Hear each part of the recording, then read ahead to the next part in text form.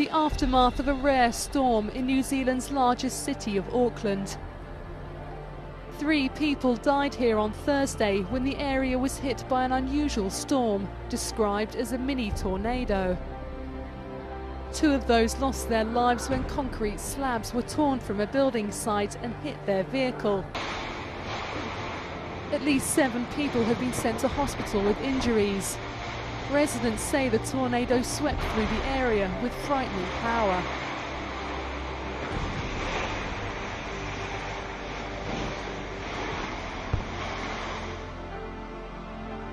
Roofs were ripped off dozens of houses, while many homes lost power.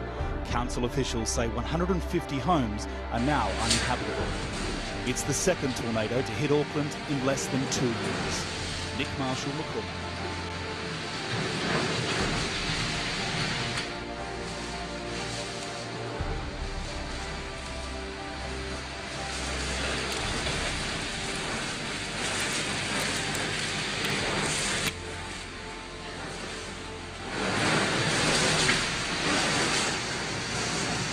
Oh my God. Peter, you need to stop. Yes, Peter, I'm not stopping. That's the last thing we do.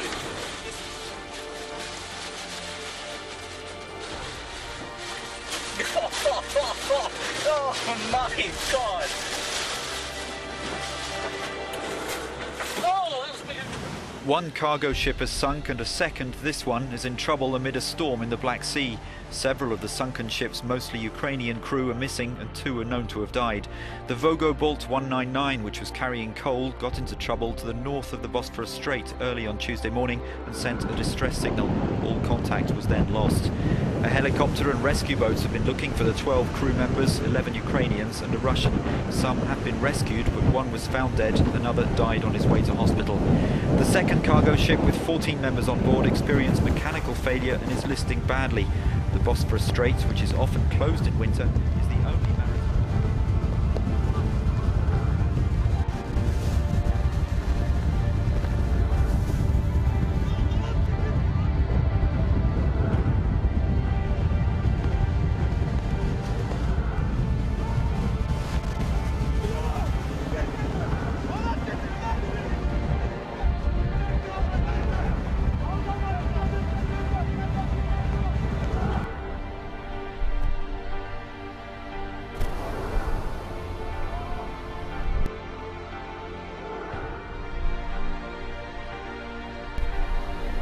There was heavy snow in Turkey today, and as it piled up, look what happened to this pedestrian walkway.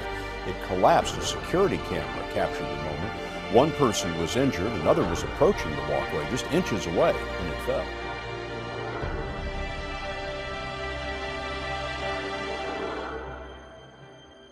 Okay, it's the image that's got people talking today. A fireball lighting up the Texas sky this morning and flooding our phone lines with calls.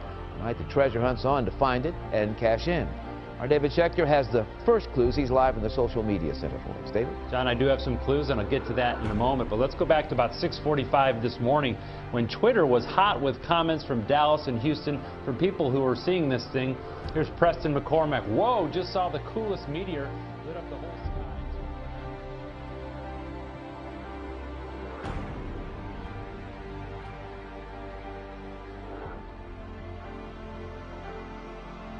So if it's typhoons in the Philippines, in Japan it's earthquakes. Again, the number and the intensity of these over the last few years has increased. The latest, about 13 people are now feared injured and one still missing after a 7.3 magnitude earthquake jolted the eastern coast. Local police there are saying 2 seniors were found injured in the Aomori and Miyagi prefectures Saturday morning. The quake also triggered... So the latest information we have now is that a 1-meter tsunami has come ashore on the coast of Miyagi Prefecture, which is exactly the same area that was hit very badly back in March 2011. The tsunami hit close to a place called Ishinomaki, which was almost totally destroyed in the 2011 earthquake. There are no reports at the moment of any damage. Of course, a 1-meter tsunami is much, much smaller than the one that hit.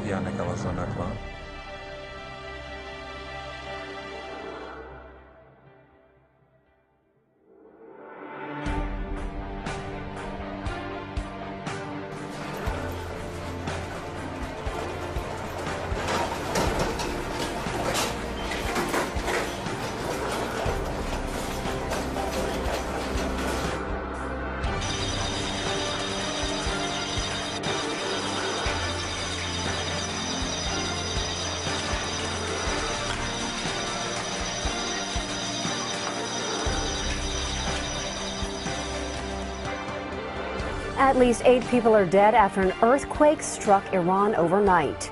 The 5.5 magnitude quake hit near the Iranian border with Afghanistan at 10:30 in the evening local time. Quake caused damage to several buildings and cut power lines and telephone communication. Rescue teams have been dispatched to the area. At least a dozen villages were affected by the quake. Several people were injured, and authorities believe the death toll may rise.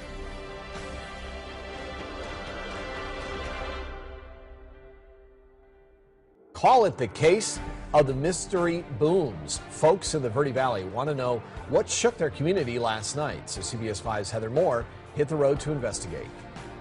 I've never heard anything quite like this. A tremendous boom, like a controlled explosion. It sounded like 2 very large explosions. And Matt, we have some breaking news out of Alaska. A magnitude 5.8 earthquake has knocked items off of shelves in Alaska. The earthquake was centered about 25 miles northwest of Anchorage. The quake is not expected to generate a tsunami.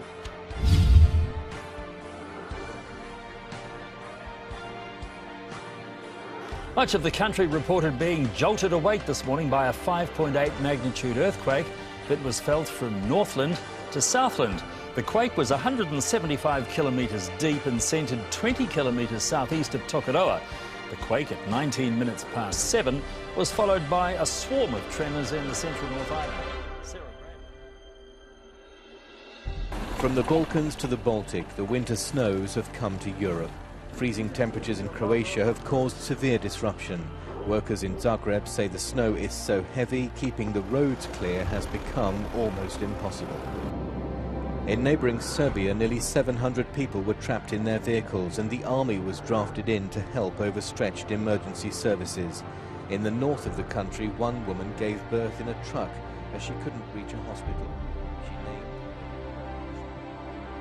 Severe weather conditions with heavy snowfalls and freezing temperatures have hit Central Europe. Serbia and Croatia have reported several deaths, and at one point more than 600 people had to be rescued from their snowbound cars. The upper Midwest is getting pounded by its heaviest winter storm in 2 years. The National Weather Service reported more than 17 inches of snow fell in southwestern Minnesota, while up to 15 inches were forecast for the Twin Cities and western Wisconsin. The slow-moving storm caused hundreds of traffic accidents over the weekend and spin-outs with dozens of injuries and at least 1 death. Many flights were also canceled. The people of Darwin have been shaken by a strong tremor this morning. A 7.3 magnitude earthquake struck about 600 kilometres off the Northern Territory coast. The US Geological Survey says the epicentre was about 236 kilometres northwest of the Indonesian city of Samlaki. It struck just before 4 a.m. at a depth of 155 kilometres. The Pacific Tsunami Warning Centre.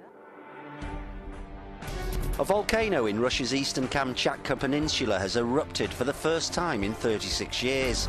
Ploski Tolbachik began spewing a column of ash 7 kilometres into the atmosphere. A volcanic ash cloud formed and is drifting to the northwest. The eruption